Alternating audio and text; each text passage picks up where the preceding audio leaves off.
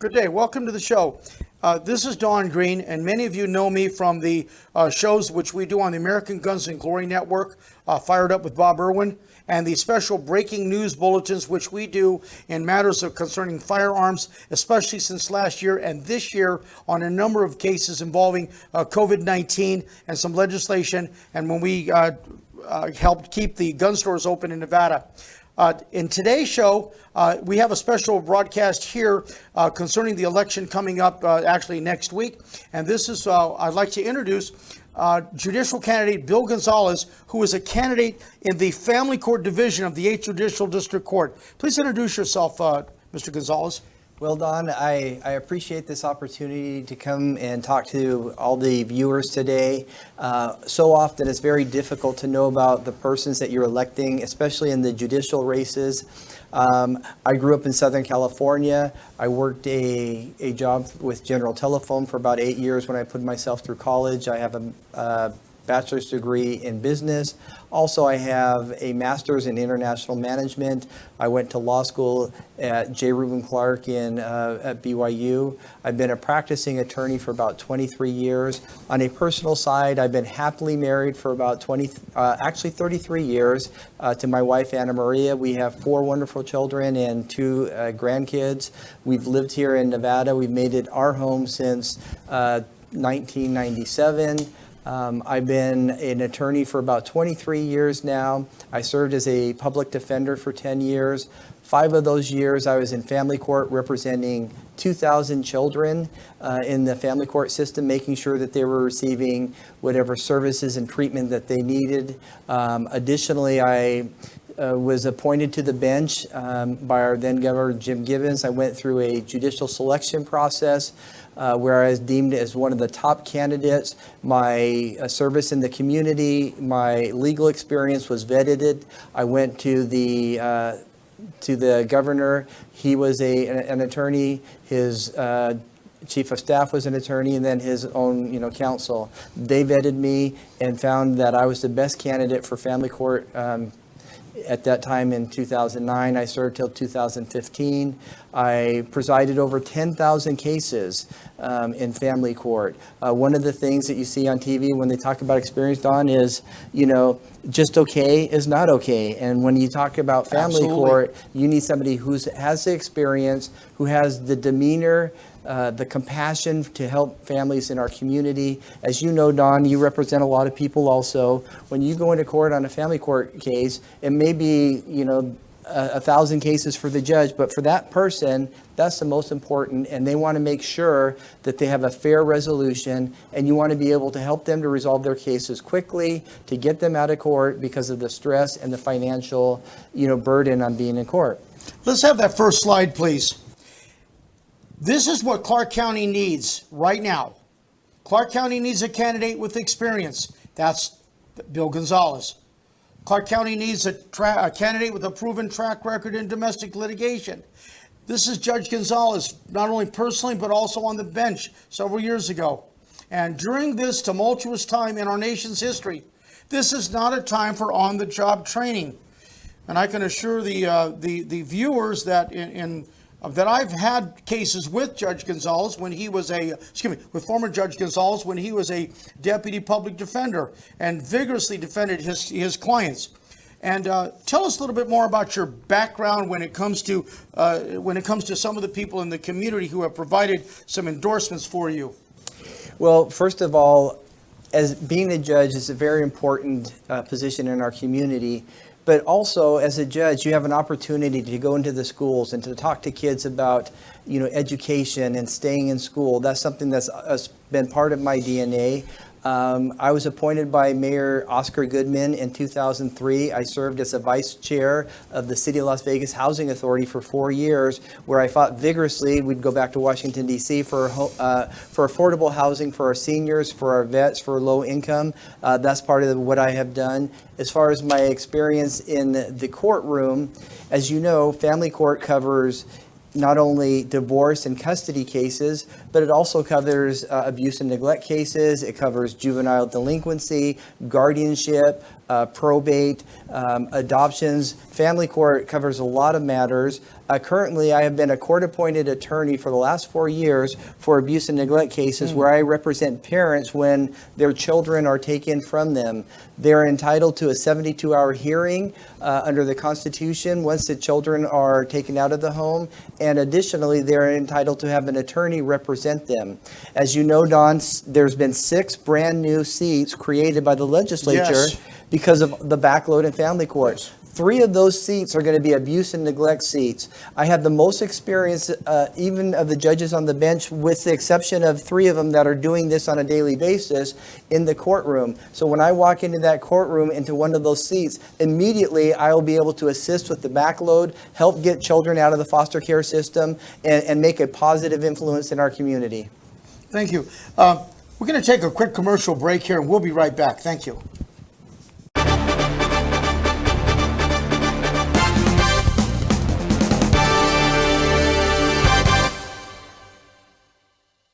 The Clark County firefighters endorsed Bill Gonzalez for family court judge. Our members recognize the importance of having fair, experienced, and knowledgeable judges on the bench. The support of our first responders means a lot to me and my family, as well as endorsements by many other organizations and community leaders. As a former family court judge, I am hoping to bring my many years of experience back to the bench. That's why I'm seeking your vote. Elect Bill Gonzalez, Family Court Judge, Department U.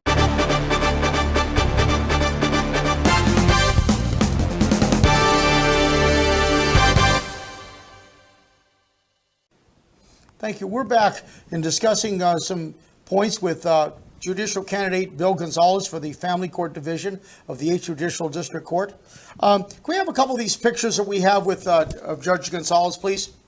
Provide some backdrop. And can you give us a little bit of insight as to some of the people who are supporting your candidacy? And then we'll get into some more on the endorsements in just a few minutes. Well, Don, I've had the privilege of being endorsed by many leaders in our community. Commissioner Jim Gibson, our Sheriff Joe Lombardo, our former Lieutenant Governor Mark Hutchinson, our District Attorney Steve Wolfson. I've been endorsed by numerous community organizations, by unions. I've been endorsed by many people in our community that know who I am. They know of my integrity. They know of my experience, which is very important in the courtroom as a judge. And I'm very thankful to have them behind me in this judicial race. Now, how is it that a judicial candidate gets an endorsement? I mean, do you go and solicit it, or do they come to you? Well, it's twofold. There's a lot of them that know who I am, and once they realized that I was running for Family Court Department U, they got behind me and said, Bill, you have my support. I've supported you in the past. I'm supporting you again. Other ones, you go out and you talk to individuals. They have endorsement. A lot of them have endorsement processes where you go in front of a board and you present your case. And in my case, with my experience on the bench, my experience in the community, I've gotten the vast majority of the endorsements in my race. So on these endorsements, I take it that they're from the firefighters to the sheriff of Clark County, Nevada, to community leaders. And can you tell us what value do these endorsements have on the people who might come before you? You know, what does the endorsement say about you? Well, many of these organizations, and I'll give you an example, Don, with the firefighters. I have been endorsed by every firefighter in the state of Nevada, and they have a joint endorsement interview, and they bring in the firefighters from Henderson, from Las Vegas, from Clark County, throughout our state, and they ask you questions, and they don't just give you an endorsement. They don't just hand these out. They talk about your experience in the courtroom, what they know about your experience in the courtroom as a judge. They look at your experience in the community, and they vet you. And so most people don't have the opportunity to know about your integrity. They don't know if you showed up at 6 o'clock in the morning to prepare for your calendar, or you stayed at 7 o'clock at night. That information isn't readily available. But, firefighters, our sheriff, our DA, these are people that are working in our community, yes, and people that you can trust and know that they've done their job before endorsing somebody. Can we go back to that slide just a moment ago, please? There we go. Let's go through these points. How do you see your experience as benefiting the public as a district court judge in family court? Well, Don, as you know, anything in life, you want somebody who's experienced. If you're going to go in for heart surgery, you don't want somebody who's just come out of medical school. You want a heart specialist. You want somebody who's at the Mayo Clinic. You want somebody who knows what they're doing. My experience in the courtroom, I probably had, as far as trials, I've overseen more than 450 trials as a judge. As an attorney, I'm probably another 300 trials there. I probably logged over 30,000 hours in the courtroom.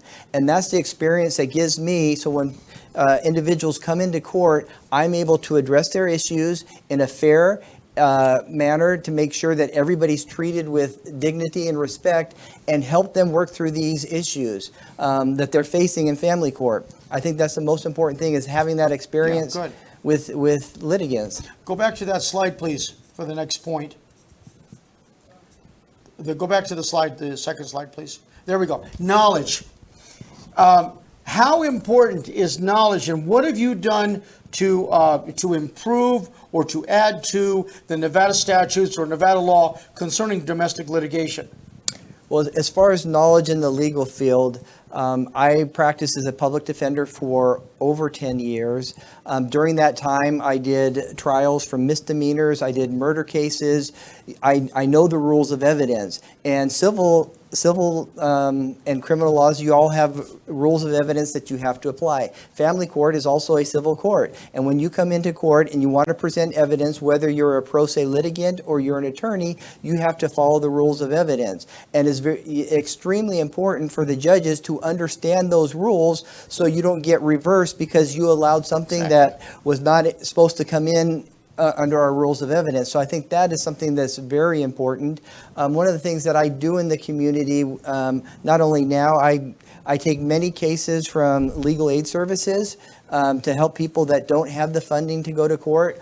Additionally, as a judge, I would go out and promote pro bono service by the attorneys. The Supreme Court has a program, it's called the One Program, where they encourage every attorney to take at least one case every year. I do more than that, and that's another way of providing, to our community to make sure that people are represented. And additionally, in family court, when somebody comes into my department and they don't have an attorney, you need to take the time to explain the procedures, what to expect in family court. When you file a case, a lot of times they don't know what's next. And so you explain to them that they're going to go to mediation. They're going to try to resolve the custody issues, the visitation. If they don't, they'll have a trial. And you explain to them how to admit evidence, how to get witnesses to be subpoenaed, how they come into the court. You make sure that they have that opportunity so that they have their day in court and they can feel that they participate. Because, Don, that's probably the number one thing is for litigants when they come into court, that they feel that their voice is heard and that they've had a fair day in court. Thank you. Now, let's go to the slide that we have on the jurisdiction of the family court. Okay. Now, if you can, Mr. Gonzalez, go through each of these points, because many of our listeners, when I'm at gun shows, when we're doing the other radio shows on firearms and people are asking us about judges, half the people don't know what a family judge does. They only know that they went in and got a divorce and that was it. So if you could go through these points, please. Okay, first of all, on the list is divorce. The bread and butter of the cases heard in family court are divorce cases and custody cases. A lot of people don't know that there are actually laws in place that address custody issues before you even come to court. Under the Nevada legislature, whether you're married or not, both parents have joint legal, joint physical custody before you even come to court. There is a law that says that judges, if you're making a decision in the first instance, that it should be, there's a preference under the statute, not a presumption, but a preference that it should be joint legal, joint physical custody. What they have found through years of studies, and the science backs it up, is children tend to be more well-rounded children and adults if they have a significant, healthy relationship with both parents. A lot of people come into court thinking, well, the mom or the dad's going to get custody. If all things being equal, children should have a good, healthy relationship with both parents.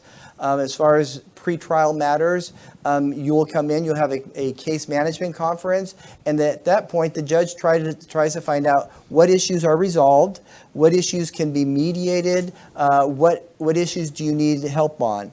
What I would do when they would come into court, I read everything, I was prepared. If they had 5 issues that they wanted to address, I would talk to the attorneys and the litigants and say, look, here's 5 issues that we need to address today. I'd like you to take some time. I have rooms outside of the courtroom, and see if you can resolve them. Sometimes they would come in and say, Judge, we have a full resolution, and they would be done with court. Sometimes they would say, Judge, we resolved 3 issues. We need your help with 2 other. And you get them in the mindset you don't have to fight over everything in family court. That's the last place you want to have a fight. You want to have the families try to work through these issues, because when they're done with court, they still need to, work with their children.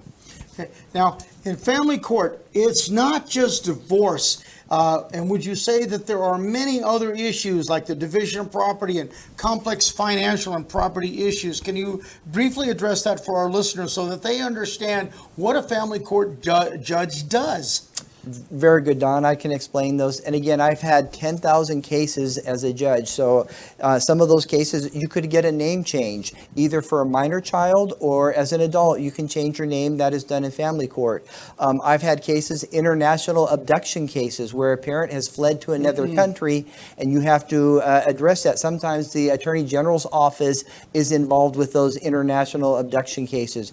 I've had cases where high complex business relationships that are part of a divorce. For example, I had a case where they had franchises throughout the United States. The division of those franchises is part of the divorce, and you have to handle those.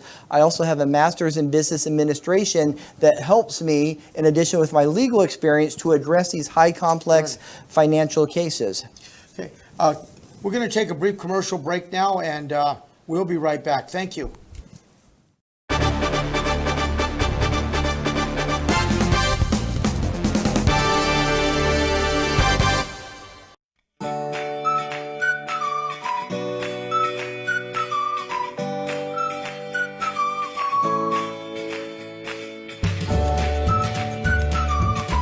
Bill Gonzalez here with my granddaughters, Riley and Michelle. They have endorsed me for Family Court Department U. I hope to receive your support also for Bill Gonzalez Family Court Department U. So yay, Riley! Yay, Michelle!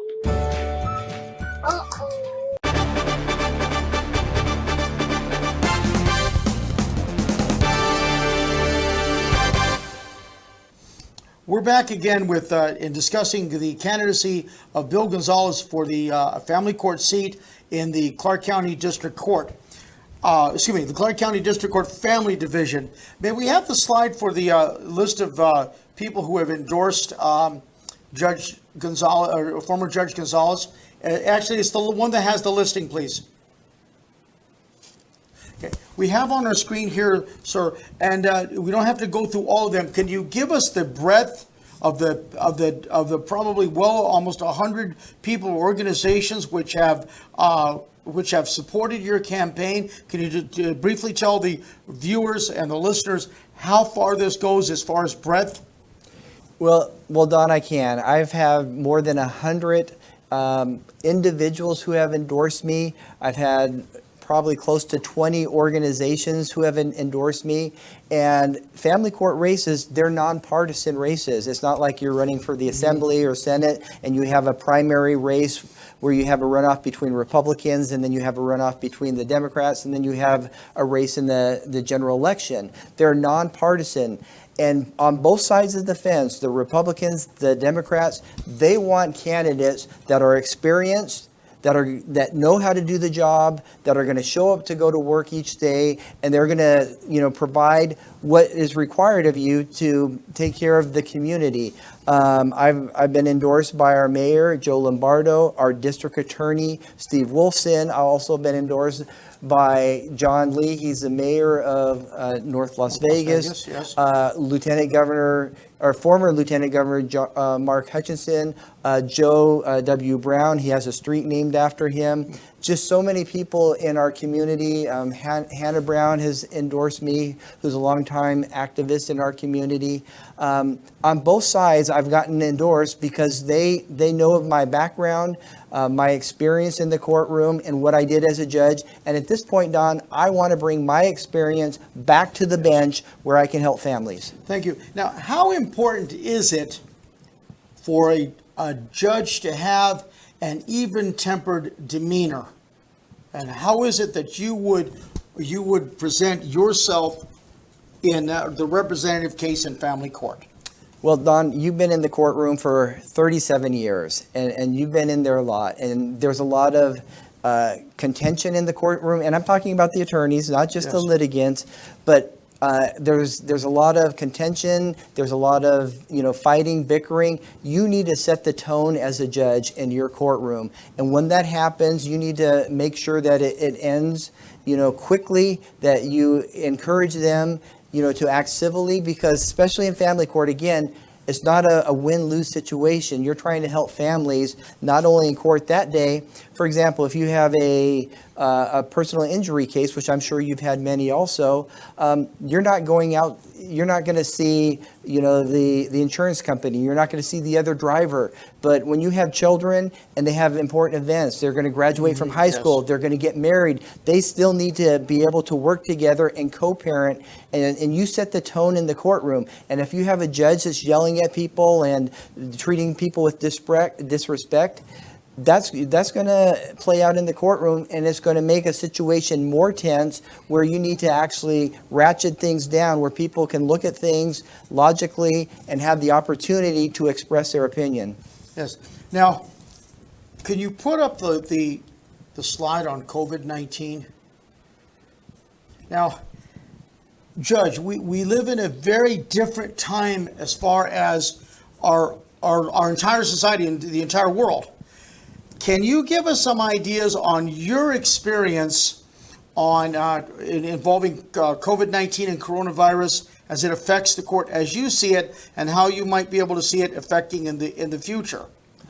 If you could address these points for our viewers. Don, that's a great question. A lot of people have questions about that, a lot of concerns about that. Over the judiciary system is the Nevada Supreme Court, and we have a Chief Justice who's over that. Here in Clark County, we have Linda Bell. She's the Chief Judge of our district courts, and so they are both following the directives of our governor regarding, social distancing and making sure that people are safe in the courtroom. I'm in the courtroom on a daily basis, for the last 2 decades. Currently, I haven't stepped inside of a courtroom in the last 2 months. Most of it is being done by video conferencing. If I have some clients that aren't able to access that, they are able to appear by phone. Currently, they're going through the next phase. So if you go into the courthouse, you have to wear a mask in the public areas, or you won't be able to go into the courthouse. They're allowing some limited access to inside of the courtroom. The court has made arrangements for people that are highly susceptible, elderly people, members of our community that have diseases. They're making special accommodations, so you don't have to worry about going into the courtroom. And if you don't feel comfortable, even as attorneys, they've made arrangements that you could even do trials without being physically in the courtroom. And so that's one of the things that they are doing, and they're looking at this very seriously, because this is a pandemic. This is something that we need. Life as you and I know it as attorneys and as judges is very different at this point. Yes, it is, and I don't see anything changing. Well, I don't see any resolution in the near future. So, would you consider that the 8th Judicial District Court, the main court downtown, the Family Division have adapted to this situation, this pandemic? I think we've adapted very well. The more difficult adaptations that we have is when you're dealing with trial, because you have a number of exhibits. You want to be sitting right next to your client, so if there's any questions that come up during the cross-examination or examination of a witness, you can ask your client. Some of that stuff you cannot do with 6 feet distancing.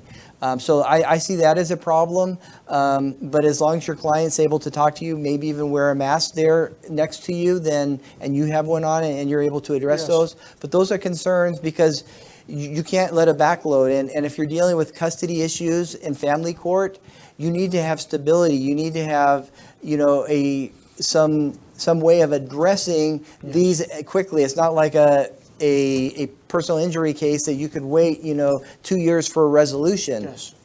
And so they would need something immediate. Can we have that first slide again, please? To all the people who are viewing this, and a lot of you know me, and you know I'm a straight shooter. Clark County needs a candidate with experience. Clark County needs a candidate with a proven track record in domestic litigation. And during this tumultuous time in our nation's history, this is not a time for on-the-job training. And Mr. Gonzalez, can you give us some final thoughts, sir?